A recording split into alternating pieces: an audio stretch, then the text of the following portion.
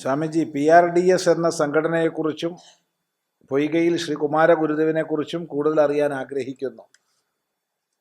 ഏതായാലും നമ്മുടെ സനാതനധർമ്മത്തിൻ്റെ കേരളത്തിൻ്റെ ഇരുളടഞ്ഞ അവസ്ഥയിൽ നിന്ന് നമ്മെ മുന്നോട്ട് ഉയർത്തിക്കൊണ്ടുവന്ന മഹാപുരുഷന്മാർ അനേകം.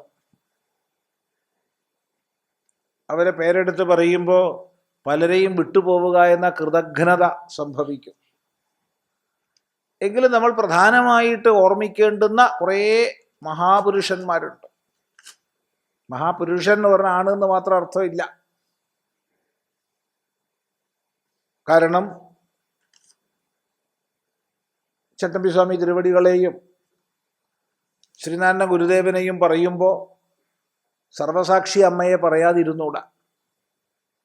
കാരണം സർവസാക്ഷി അമ്മയാണ് ചട്ടമ്പിസ്വാമി തിരുവടികളെയും ശ്രീനാരായണ ഗുരുദേവനെയും തൈക്കാട്ടയ്യാവിൻ്റെ അടുത്തേക്ക് ബന്ധിപ്പിക്കുന്നത്.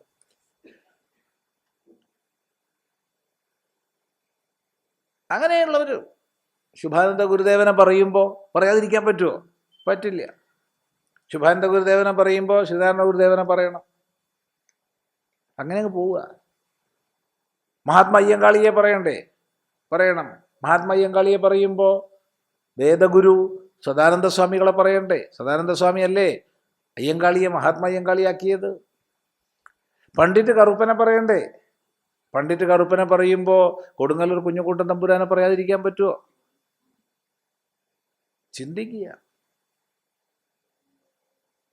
ഇങ്ങനെ എത്ര മഹാവിഭൂതികൾ.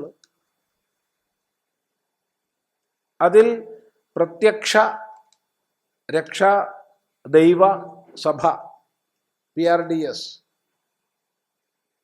അതിന് ബീജാവാപം ചെയ്ത മഹാപുരുഷൻ ശ്രീ കുമാരഗുരുദേവനാണ്. തീർത്തും അധസ്ഥിതരായി മാനിക്കപ്പെട്ടിരുന്ന ജനവിഭാഗങ്ങളെ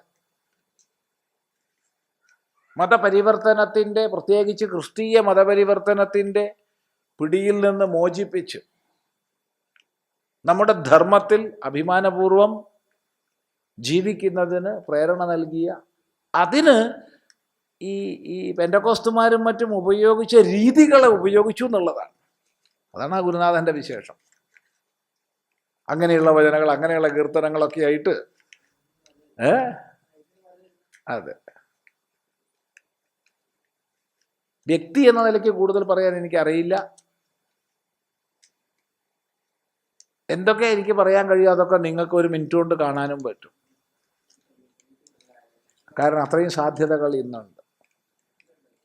ആ ഗുരുനാഥന്മാരെക്കുറിച്ച് ഓർമ്മിക്കുക, എല്ലാവരെയും ബഹുമാനിക്കുക, ആദരിക്കുക. അതേ നമുക്ക് സാധിക്കൂ.